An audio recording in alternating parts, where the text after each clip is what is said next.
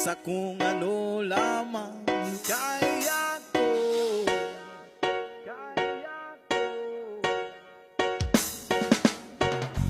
Bigang-biga na sa mga problemang di masolusyonan agad.